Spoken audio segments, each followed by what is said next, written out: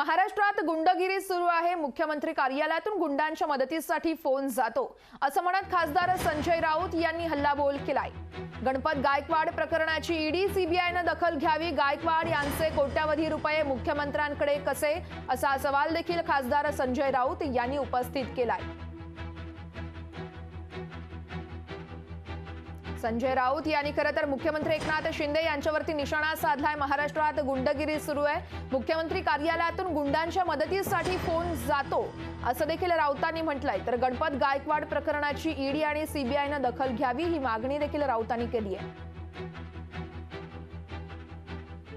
या संपूर्ण राज्यामध्ये मुख्यमंत्र्यांच्या नेतृत्वाखाली गुंडगिरी सुरू आहे। मुख्यमंत्री कार्यालय, मुख्यमंत्र्यांचे निवासस्थान, मग ठाण्याचा असेल, डोंबिवलीचा असेल, मलबारीचा असेल, साताऱ्याचा असेल, प्रत्येक ठिकाणी गुंडांना, झुंडांना, माफियांना खतपाणी घालणारं काम तिथून चालू आहे।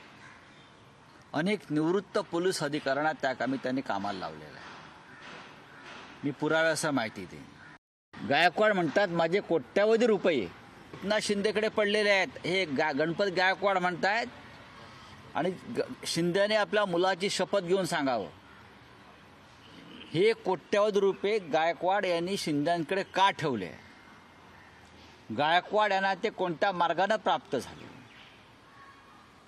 कोणत्या व्यवहारातून मिळाले आणि ही 100 कोटीपेक्षा जास्त रक्कम माझ्या माहितीप्रमाणे शिंदेकडे त्यांनी कशाकरता ठेवलेली आहे, त्या रकमेचं पुढे काय झालं। मला असं वाटतं ईडी आणि सीबीआयच्या हा तपासाचा विषय, ही सरळ मनी लॉन्ड्रिंगची केस आहे। जर हिंमत असेल फडणवीस यांच्यामध्ये आणि अमित शाह गृहमंत्री यांच्यामध्ये आणि खरोखर ते सत्यवादी असतील तर गणपत गायकवाड यांनी केलेल्या या आरोपाची